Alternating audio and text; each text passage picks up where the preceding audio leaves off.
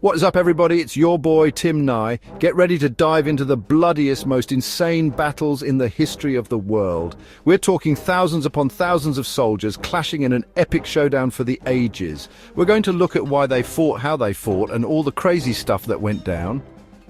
Make sure you stick around until the end, because I've got a challenge for you that's going to blow your mind.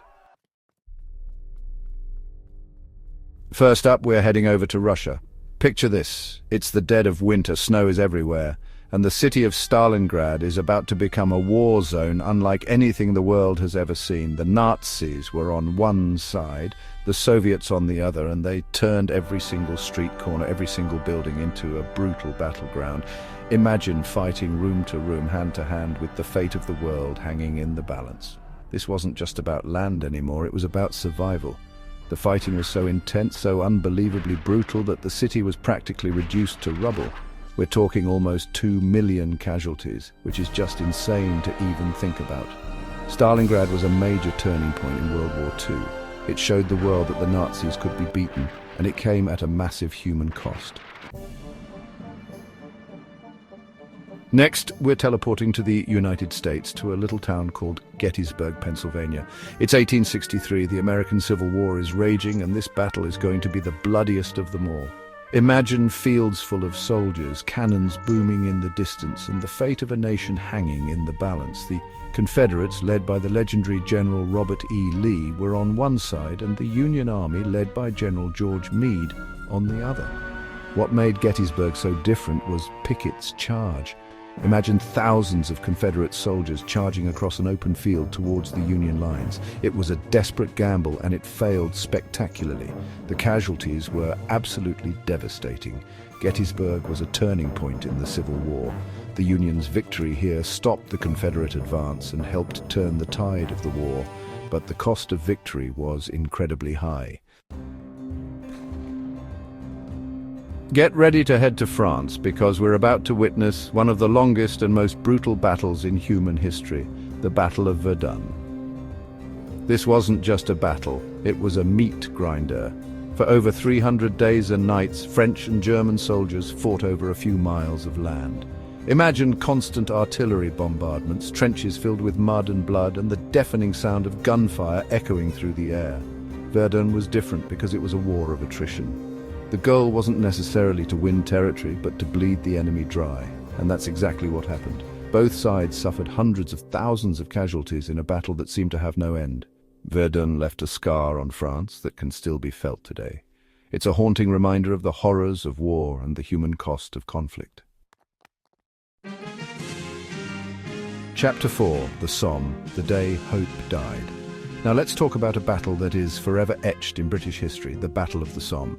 This was supposed to be the big one, the battle that would break the stalemate of World War I. Imagine hundreds of thousands of British soldiers going over the top of their trenches, charging into a hail of German machine gun fire. It was a disaster of epic proportions. The first day of the Somme was the bloodiest day in British military history. They suffered nearly 60,000 casualties in just a few short hours. Can you imagine the chaos, the fear, the absolute carnage?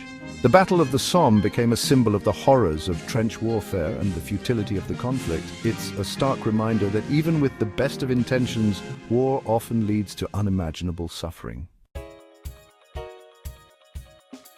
Chapter 5, Cannae, the Carthaginian crush. Let's rewind the clock way back to ancient times for this one. We're talking about the Battle of Cannae, where Hannibal, the military genius from Carthage, pulled off one of the most brilliant tactical maneuvers in history. Imagine a smaller Carthaginian army facing off against a much larger Roman force. Hannibal used a tactic called encirclement, trapping the Romans and then unleashing his troops on them from all sides. The Romans were completely caught off guard. They were used to fighting in straight lines, but Hannibal's tactics were revolutionary. The Carthaginians crushed the Roman army, inflicting massive casualties and sending shockwaves throughout the ancient world. Cannae is still studied in military academies today because it's a perfect example of how superior tactics and strategy can overcome even the most daunting odds. Chapter 6, Hastings, 1066, and all that. Get ready to travel back to 1066 because we're about to witness the battle that changed the course of English history. the Battle of Hastings. This was a clash of cultures, a battle for the throne of England. On one side, you had the Normans, led by William the Conqueror, and on the other, the Anglo-Saxons, led by King Harold. Imagine the clash of swords, the thunder of hooves, and the desperate struggle for supremacy.